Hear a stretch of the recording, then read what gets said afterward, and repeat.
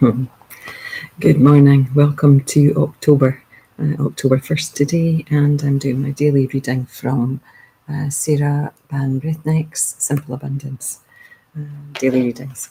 Comfort and joy. So, October 1st, she's talking about recognizing burnout before you're charred. My candle burns at both ends, it will not last the night. Burnt offerings, burnt to a crisp, burned beyond recognition, burned alive, burned out. Setting the world on fire comes with risks. Unfortunately, we usually don't realise this until smoke gets in our eyes. Burnout is a condition caused by unbalance, too much work or responsibility, too little time to do it over too long a period. We've been cruising in the fast lane, but we've been running on fumes rather than on fuel.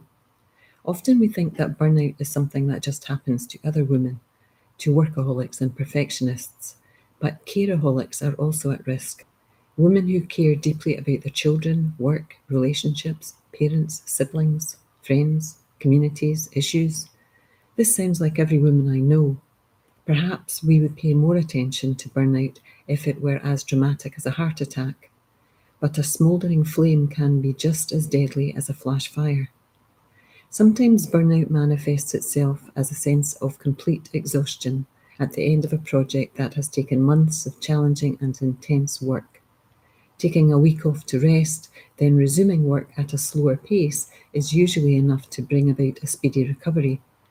But first-degree burnout, the soul snuffer, comes from living unbalanced for years, when what was supposed to be a temporary situation becomes a lifestyle. Burnout often begins with illness, anything from a bout of flu you can't shake to chronic fatigue syndrome, and is usually accompanied by depression. Sometimes burnout is hard to distinguish from a creative dry spell, especially if you're good at denial, which most women are. It's burnout when you go to bed exhausted every night and wake up tired every morning, when no amount of sleep refreshes you month after weary month. It's burnout when everything becomes too much effort. Combing your hair, going out to dinner, visiting friends for the weekend, even going on vacation. It's burnout when you can't believe under any circumstances that you'll ever want to make love again. It's burnout when you find yourself cranky all the time, bursting into tears or going into fits of rage at the slightest provocation. It's burnout when you dread the next phone call. It's burnout when you feel trapped and hopeless, unable to dream, experience pleasure, or find contentment. It's burnout when neither big thrills nor little moments have the power to move you. When nothing satisfies you because you haven't a clue what's wrong or how to fix it. Because everything's wrong. Because something is terribly out of whack. You. It's burnout when you feel there is not one other person on the face of the earth who can help you. And you're right. When you're suffering from burnout, you are the only person on earth who can help because you're the one who can make the lifestyle changes that need to be made. To call a halt, to take a slower path, to make a detour. When you have no strength left, you have no choice but to rely on the strength of a saner power to restore you to wholeness. In the pursuit of our souls, spirit takes no prisoners. Well, beautiful. And from somebody who this morning was thinking, I can't do this. I'm too tired. Yeah, I think that message was for me.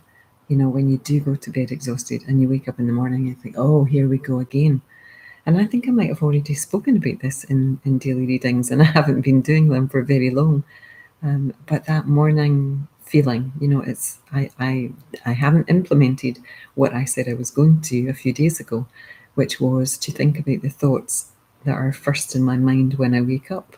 You know, they're still, oh, I have to get up now, you know, rather than, oh, what does today hold? You know, changing ever so slightly the way that you approach your day. And these daily readings for me are great because they lift my spirit, because before it was like, oh, and now I'm like, oh, okay, I recognise lots of those symptoms, so I need to maybe reassess and plan a day off, like a full one, disconnected from everything. So anyway, it's the 5 minutes and I'm going to go. I wish you all a wonderful day, sending out love to everybody. Namaste.